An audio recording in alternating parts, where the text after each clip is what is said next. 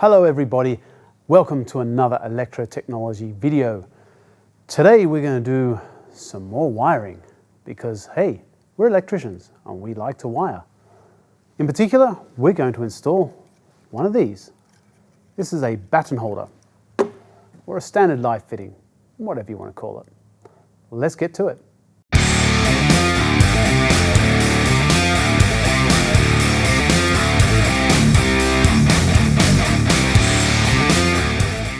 So to install lights are quite easy, but quite often people get confused on how to do this. It's because suddenly we've migrated from using just 3 wires, active, neutral, earth, to using an extra wire called a switch wire.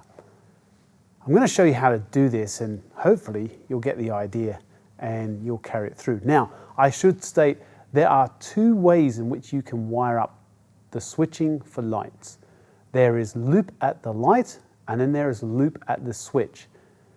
Both ways of doing it are perfectly acceptable by the NZS 3000.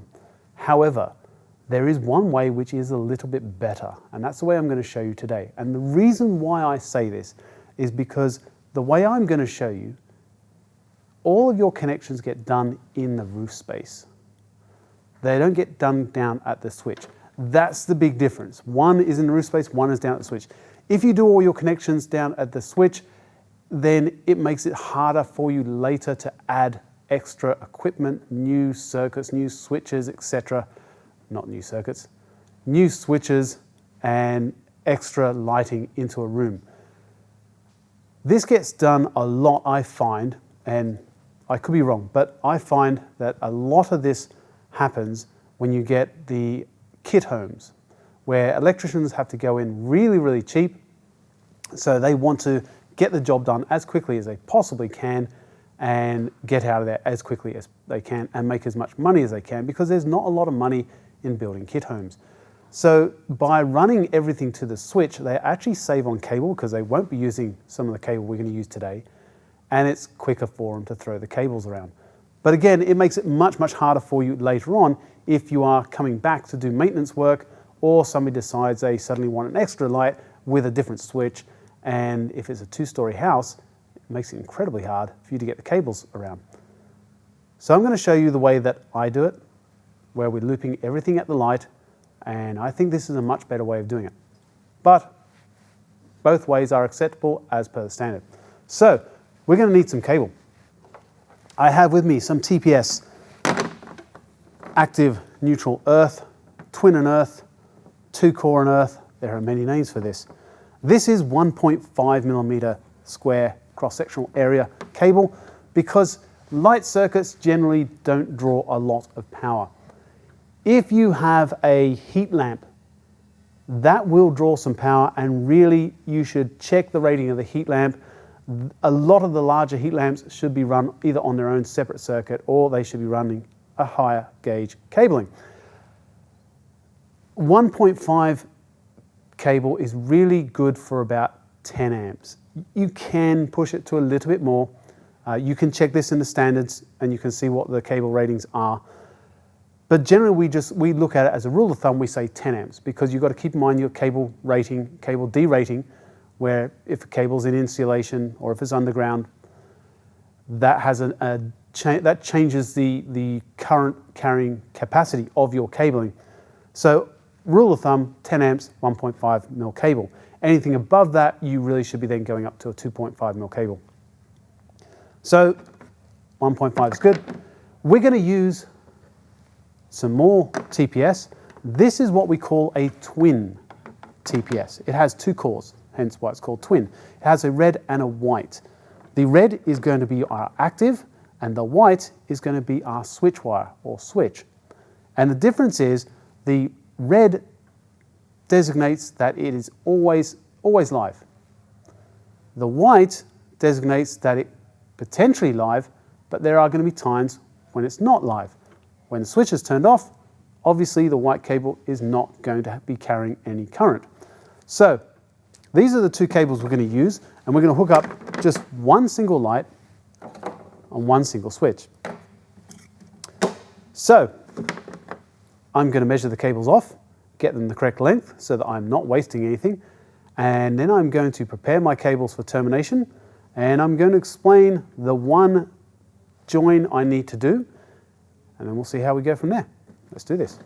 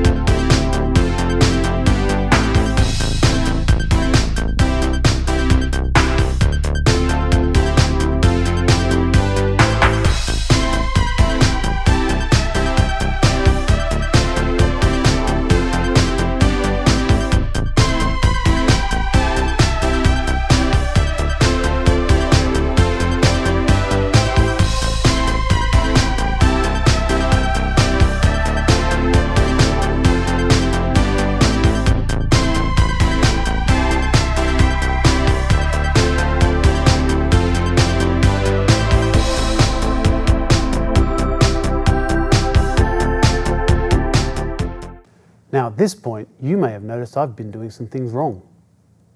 Yes, when I've been stripping with my pliers, I've been touching the metal part of my pliers, the conductive part. I've also been touching the wires as well, the copper. This is a bad habit.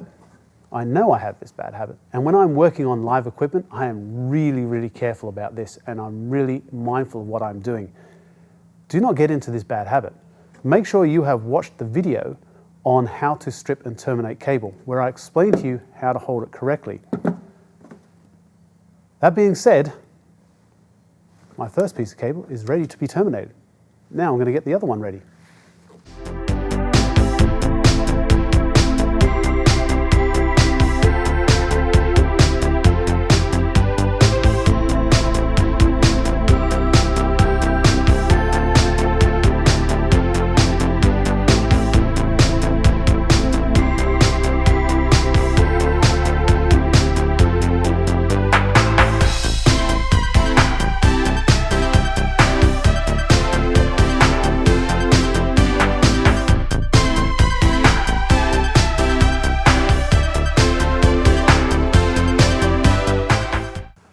Okay, so my cables are now prepared and almost ready for termination.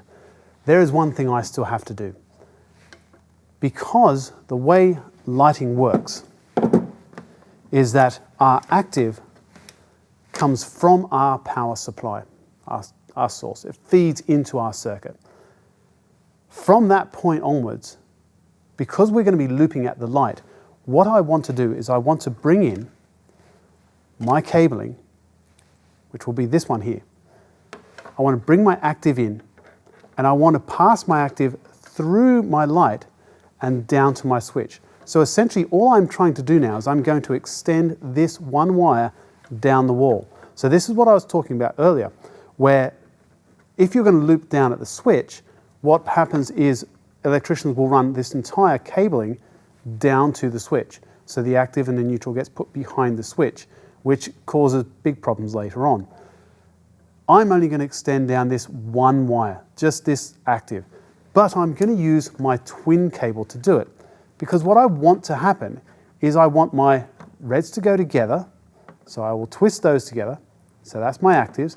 So my active will go through down this twin cable to my switch, and then the white wire, the switch wire, will be the one that controls when the light comes on and when the light goes off. So as I showed in the other video about terminating cables, I have not twisted these two red actives.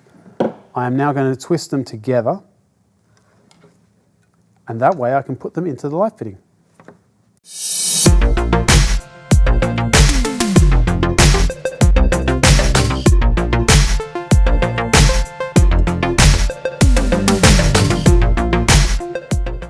Okay, my cable is ready now to be terminated to the light and to the switch. On the back of my switch, I have 4 terminals. Terminal 1, Terminal 2, and a common and a loop. Now at this stage, we are not using the loop. We are only going to use the common and terminal 1. As a rule, I generally put the active into the common. It really doesn't matter. You can put the active into terminal 1 if you like. It doesn't make any difference. It's just a point of contact. I put it into the active, I put the common, get it right. I put the active into the common, and the reason I do this is for when we get to two-way switching, it's just a way of helping you not forget how to do the two-way switching, which we'll see in another video. So active into the common, and then the white wire, which is a switch wire, is going to go into terminal number 1. Now it's important that you identify what terminal 1 is, because depending on the brand of the switch depends on where the position is. When you get a brand new switch, it'll be obvious because terminal 2 will have a little piece of plastic over the top of it that you need to break out if you are going to use terminal 2. But if you don't have a brand new switch, maybe you're replacing a switch from one room to another, the customer wants you to recycle your switches, which is a great idea, and that the plastic has been broken out, you may not know which one is which. So to work that out, basically all we do is we take our multimeter, put it onto continuity, put one probe into our common, and then we put the other probe into the terminal, and we flick on the switch to see if it beeps. If it beeps, yes, we know it is the correct terminal. If it doesn't, we know that's not the correct terminal. If you turn the switch around, you will notice that at the bottom of the switch, there'll be some numbering written underneath it. That gives you an idea of whether it's on or off, because generally that numbering is at the bottom. So this switch is currently in the off position. Sometimes switches, depending on the brand, will have a little orange or red dot or something at the top, which designates that it's on, so you can see that it's on. Depends on the switch you're using. But you can work it out by continuity, which one is which. Common is always going to be in the middle there. So with that being said, I am now going to put this on.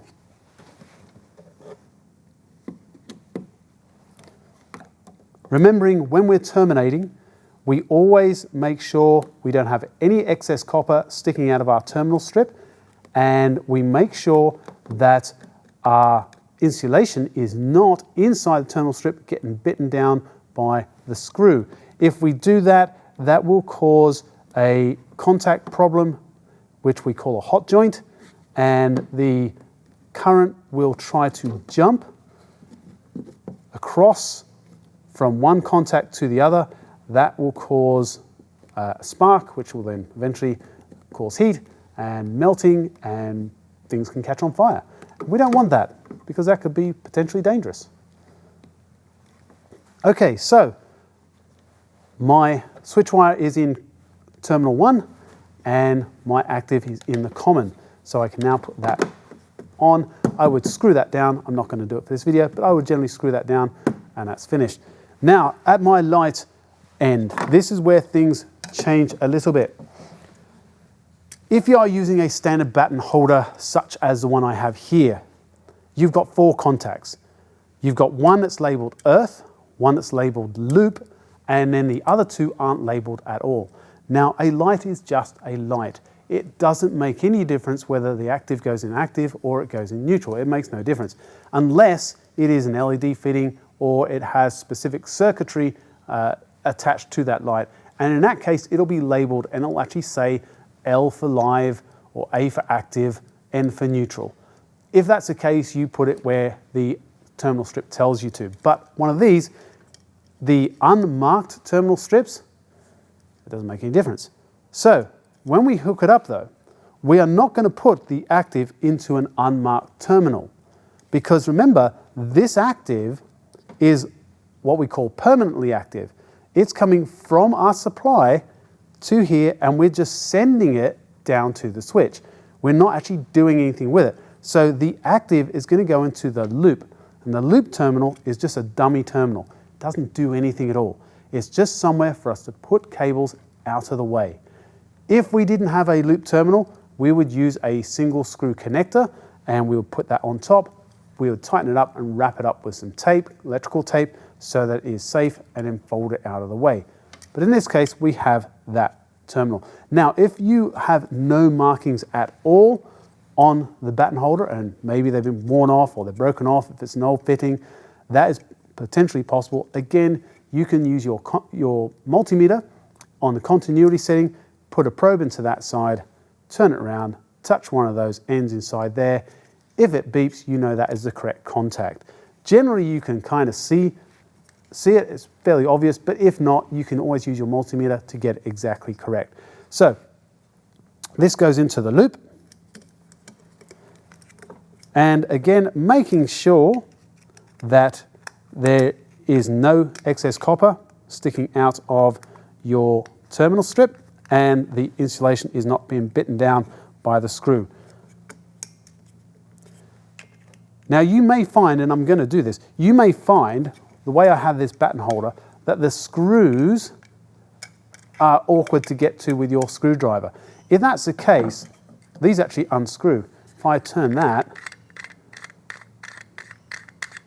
you'll find I can take this apart and it will be much easier for me to connect.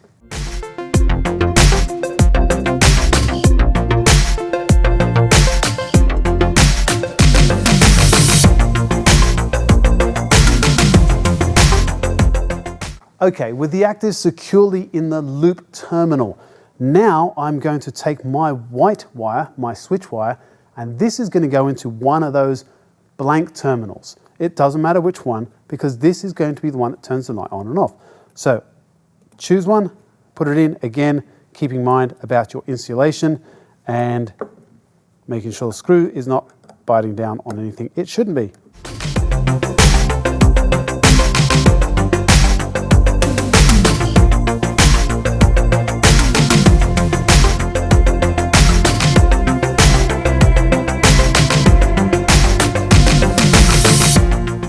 Okay, so the neutral now goes into the terminal, which is in the opposite spot of the switch wire, which is the other blank terminal.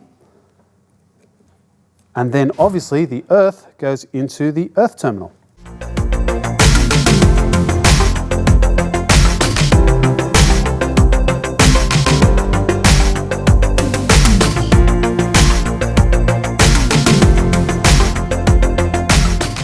Okay. Light is on, switch is on. A couple of things. Firstly, always connect the earth first. I didn't do it in this demonstration because I'm trying to explain how the switching mechanism works, but we always connect the earth first.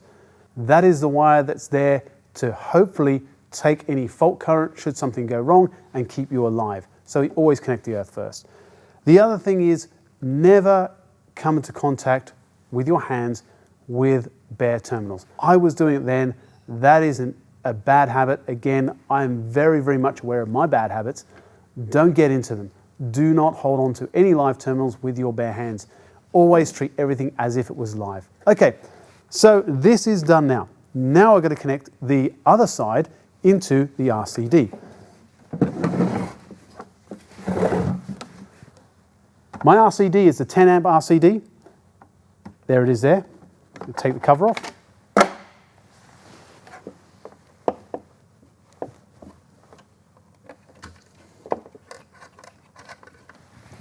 My active and neutral go in. There is a spot at the underneath of the RCD for the active and neutral cable. Make sure you're checking it. It will be labeled either L and N or A and N. Make sure you're aware of that.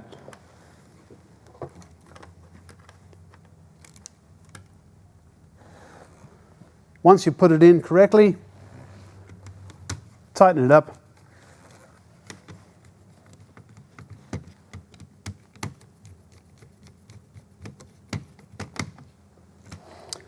Always leave a little bit of slack cable there so that if you ever have to come back and maybe there's been a problem with the cable and you need to cut it back, you can cut that back and you've got a little bit of cable to work with. So just keep a little loop in there, tidy it up, looks nice and neat. The top will already be wired in if it's an existing circuit. If it's not an existing circuit, you will need to run a neutral wire from your neutral link to this RCD. The active will come from the main switch. Main switch, lights, that would be power. Put the cover back on, screw it down, and now the earth. In a domestic building in New South Wales, in Australia, the earth gets bonded to the main earth cable, which is connected to the earth stake. If you're in a commercial building, you may find that you're wiring to a terminal strip, an earth bar, which in turn is hooked up somewhere else to a main earth stake. Just keep that in mind.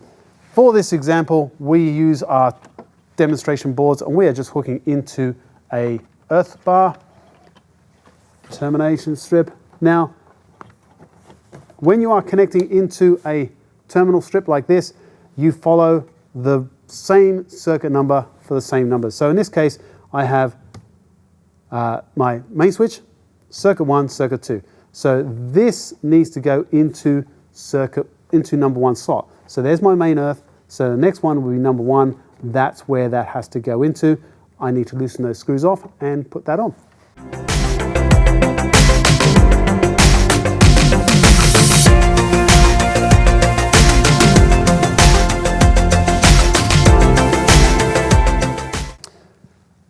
And there we go. Light fitting has been put together. It is now working. When you put your stuff on the wall, please always make sure that you put things on, put a level on it, level it up, make it look good. Really importantly, make things look good. That will obviously get attached to the ceiling. And when you finish the job, tidy up after yourself. Clean up your mess. Ask for a vacuum cleaner. Vacuum up.